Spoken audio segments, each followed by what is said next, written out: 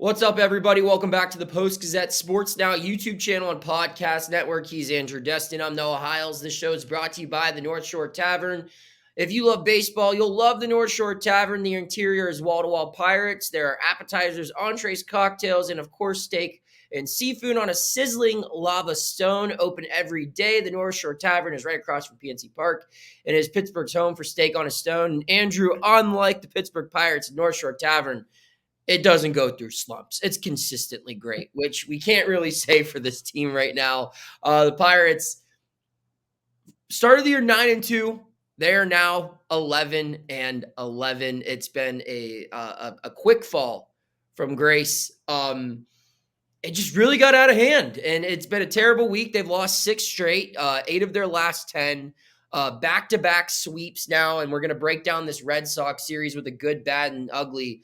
Andrew, we don't even need to give initial thoughts because it's pretty cut and dry what's happening. I mean, it's all going wrong. So before we get into all of the obvious wrong stuff, I do want to point out, let's start with the good. Who or what has been your good through this series?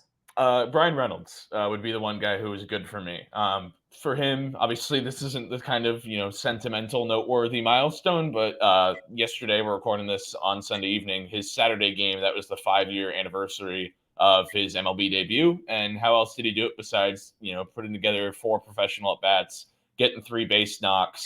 He's been swinging a hot stick. He always does against the Red Sox for whatever reason, just a statistical anomaly. But, in all honesty, Reynolds has been as consistent a presence as there has been in this Pirates lineup. Just in terms of day in, day out, he is in it. He's living up to that contract, at least in these early goings, based on production. He's been healthy. He's been available. And the series was a step in the right direction for him after some rotten ones against Philadelphia and New York, where there were some, so-so performances. So Reynolds was the guy who, among everybody else, probably had the best series. How about you? And I want to add on, I mean, Bryan Reynolds has also been a very consistent defender this year. Yeah, and that's been very hard to come by for this team, which we're going to talk about later. My good has been Connor Joe. Had a pinch hit home run. What did that have been? Saturday? Yes. They all just kind of blur together when it's this bad, right?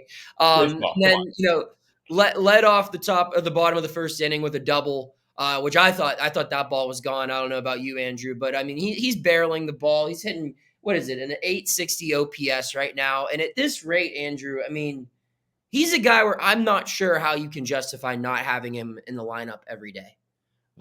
Just with how bad a lot of their guys have been, especially the guys that you're looking at for power, which, again, we're going to talk about soon. This guy's providing you some pop. Now, is Connor Joe going to hit as many home runs as Oneil Cruz if you play both of them 150 games? Probably not. But right now, he's one of 2, 3, 4 guys on the whole team who look to have an actual chance when they're in the box right now facing big league pitching. It's been that type of stretch for this team. And I'm not saying it's not going to last forever. I'm sure they'll wake up eventually. But yeah, I mean, it's been Joe, it's been Reynolds, maybe a little bit of Olivares, although he's cooled down as of late. Alika Williams has done well in the handful of games he's played. But that's really all the good. We'll get into the bad now. Andrew, take your pick. What do you got? For me, it's defense. And I think Sunday was the low point for this group. And, some of you watching this may disagree and say, well, it was this game, it was that game. Well, that's kind of the point, is that there's just been too many of them. I believe at this point now the Pirates have made 17 errors as a team through 22 games, a little bit off a pace of an error a game. That's obviously not what you want. And look at the Sunday game, right? You got Oneil Cruz drops a pop-up flat out. You've got Joey Bart with catcher interference. You've got Ryder Ryan not holding guys on and letting them steal bases standing up. Or Aldis Chapman with a violation with the balk. It's a laundry list is what it is. And asked Derek Shelton about it, and he, candidly said a similar comment to what Ben Cherington said on his weekly radio show, that, the defense surprisingly has just not been as good as expected, and it needs to be cleaned up. Oneil Cruz leads the team with 5 errors. As of Sunday, that's tied with Ellie De La Cruz for the most errors in baseball with 5. Henry Davis has not been a plus defender behind the plate. Bryan Hayes has negative defensive runs saved at third base, if you can believe that, coming off a Gold Glove year. So I don't have an explanation. I don't have a rationale to it. I just know the defense has not been good, and that's a problem. And to build upon that, Andrew, I mean, you can get away with playing terrible defense when you're hitting the cover off the ball. I mean, we've seen in the past teams reach the postseason by sacrificing defense for offense. I mean, we saw multiple teams play like Mike Moustakas at second base, at points, or just like, where they do that, where, like the Dodgers could probably find a better defensive shortstop than Mookie Betts, but they know they're going to get the offensive production to maybe overcome some of the shortcomings that a traditional outfielder would have at that position. This is not the case for the Pirates. They're a team that when they were built, defense was a big part of that equation. It's why they went and got Michael A. Taylor. It's why Triolo probably won the job out of spring training, and although he's been pretty good, but it has been bad, and it's I don't know. I don't want to say it's cost them games because the offense is the main reason why they're not winning as of late, but it's not helped them by any stretch of the imagination. For bad, I mean, there's a lot of picks for me. I'll go with Quinn Priester. That seems like 3 years ago when he pitched because of all of the bad baseball we've had to watch since he stepped on the mound. But I mean, and I'm not sitting here saying to give up on Quinn Priester. I think he's going to get plenty of more opportunities because he's 23 years old. He was a first-round draft pick. He was once a top 100 prospect. And he does well in AAA, Andrew. I mean, this guy is a guy who does well in the minor leagues. He's always an all-star, it seems like. He had a dominant start to the season there with, I believe it was 20 strikeouts and 5 walks or something along those lines. His K rate was like 30%. And we saw none of that in the major leagues. His first inning in his first start, which was Friday, in the big leagues this year, just gets shelled, allows 2 home runs.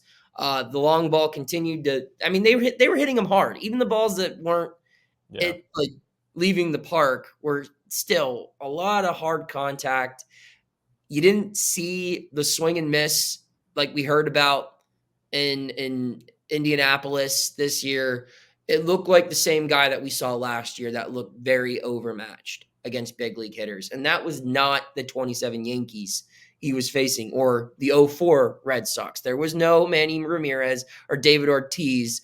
There were, I would venture to say, for casual baseball fans, probably 7 people that you would not even recognize in that lineup. But they hurt him. It was bad. It's discouraging because, you would like to see some sort of, hey, he put it together in AAA, maybe it'll be different. And I'm not saying it won't be. Maybe he'll be better his second time through, but it certainly wasn't encouraging. It was pretty bad for Quinn Priester. We'll move over to the ugly now.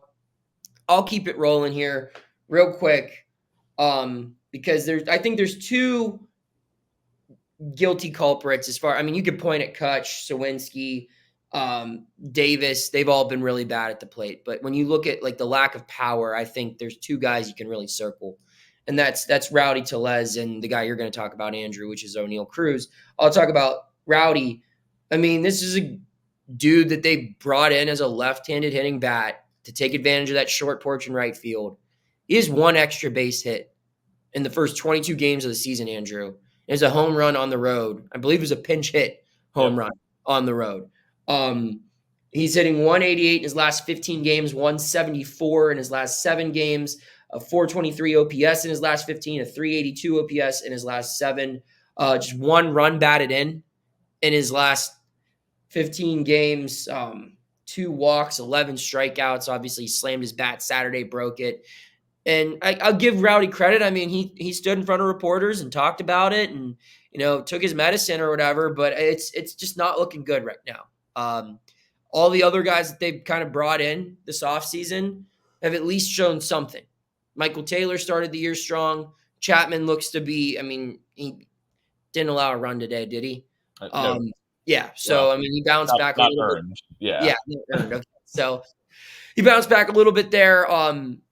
But this Tellez acquisition, it's looking rough. And I'm not saying, again, give up on him or anything. He's going to be here for at least another month or so to prove himself. But I don't understand how you can justify putting him in the lineup right now ahead of Connor Joe. It's been bad.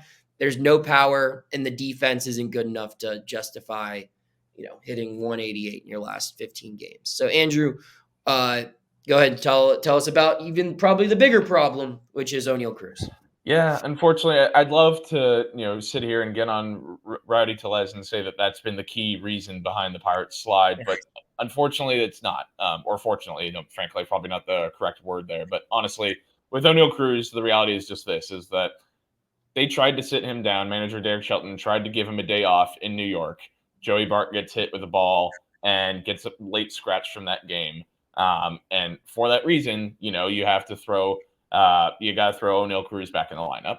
There was a reason that Shelton tried to get him a day off. It's because Cruz has not been hitting well, has not been feeling well. This past week, it's been rough. You look at the last 7 games, 15 strikeouts. You look at those last 7 games, batting average has gone from 298 to 207, and he's now striking out more than 40% of the time this season. That OPS is down below 600. It has not been a good season for Oneil Cruz, which is crazy to say because about a week and a half ago, you could have said, wow, what a solid start for him. Yeah, the fielding isn't quite there. Coming back from the fractured left fibula, just hasn't quite looked like himself there. But hey, in the box, he's hitting the ball the opposite way. Like, we hadn't seen that to that degree. What a difference a week makes. He just has not looked good. In need of a day off. Talk to reporters today. We'll have a story for you guys on post-gazette.com Monday morning for you guys to check out on it. But basically admitted, hey, my confidence is not where I want it to be. I'm still looking for it. These are Cruz's words, paraphrasing, of course, but just saying that, hey, I'm not quite there. My confidence, it's tough coming back from this series of an injury. Want to be there, has the support of the teammates, all those sorts of things. But just a rough week for Cruz, a rough week for the Pirates, and they need him to be at his full potential or at least close to it for this thing to get going. Because if not, then what are we talking about here? Because they need him. Yes, they do. Just to add a couple of notes onto your Cruz stuff. Ironically enough, you mentioned how he was supposed to have that off day. That off day is the only day he's had a hit. Yeah. I believe. I think he had 2 hits Wednesday against the Mets. I believe those are his only 2 hits over in his last 7 games. And in that last 7 games, 2 for 26, 15 strikeouts, 3 walks, 57.6% K rate. Over the last week. And again, it's a small sample size. The whole season is. We've only played 22 games.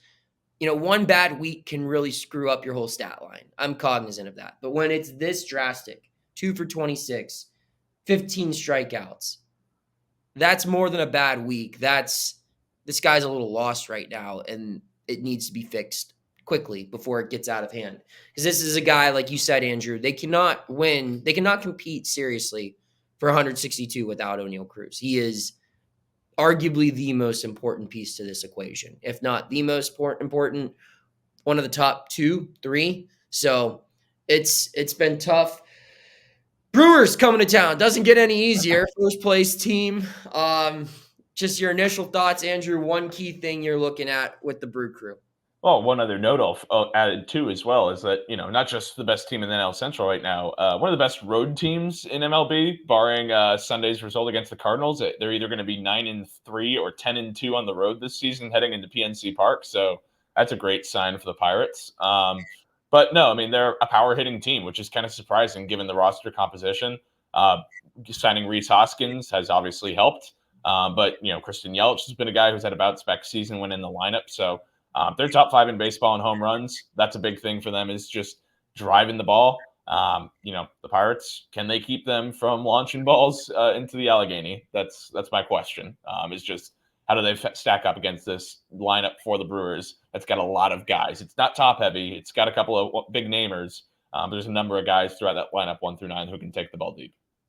So one thing I do notice about them, they are 3rd worst in the National League with strikeouts, 163. So maybe with a team that has less nasty stuff, less swing and miss generation, a team that pitches a little bit more to contact, this could be the series that wakes up the Pirates' bats. I'm not necessarily optimistic like you, Andrew. Like, I'm not saying you're optimistic. We're on the same wavelength. We're like, this is going to be a daunting task. This is probably the best quality team this club has played this year as far as how it's playing right now. I'm not saying the Brewers are better than the Phillies or the Orioles, but I'm saying the Brewers are playing better baseball right now than both of those teams. But I just think the lack of swing and miss from this pitching rotation or pitching staff might give this opportunity for the Pirates to just swing the bat, put something in play, and get a little bit of something. I mean, it's been exactly a week since this team scored more than 3 runs. That has to change. That has to change before they head out to the West Coast. So that's all we got for today. He's Andrew Destin. I'm Noah Hiles. You can check out our work at post-gazette.com, and you can keep on tuning into the Post-Gazette Sports Now YouTube channel and podcast network for all of your Pittsburgh Post-Gazette sports coverage. Take care.